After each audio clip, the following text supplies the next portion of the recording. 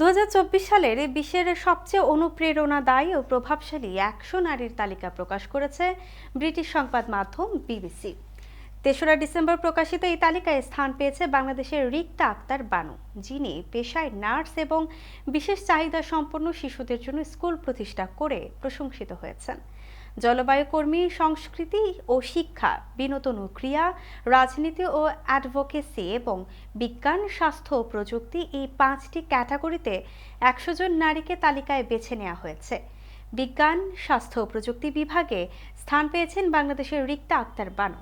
বিবিসির তালিকাটি বিশ্বের বিভিন্ন প্রান্তের এমন সমস্ত নারীকে সম্মানিত করেছে যারা তাদের কঠিন পরিস্থিতি ও প্রতিবন্ধকতা সত্ত্বেও সমাজে গুরুত্বপূর্ণ পরিবর্তন নিয়ে এসেছেন। এর মধ্যে রয়েছেন মহাকাশে আটকে পড়া মহাকাশচারী সুনিতা উইলিয়ামস, অভিনেত্রী Sharon Stone, Olympic athlete Rebeca Andrade ও অ্যালিসন ফেলিক্স, সঙ্গীত শিল্পী রায়, নোবেল শান্তি পুরস্কার বিজয়ী Nadia Murad, visual artist Tracey Emin, জলবায়ু কর্মী আরেনিকে ওলারোসু রিভার, লেখক ক্রিস্টিনা রিভার গার্জাস সহ আরও অনেকে। রিক্তা আক্তার বানু সম্পর্কে বিবিসি বলেছে, তিনি বাংলাদেশের উত্তরাঞ্চলের একটি প্রত্যন্ত এলাকায় বাস করেন। সেখানে অটিস্টিক বা প্রতিবন্ধী শিশুকে অভিশাপ হিসেবে দেখা হয়।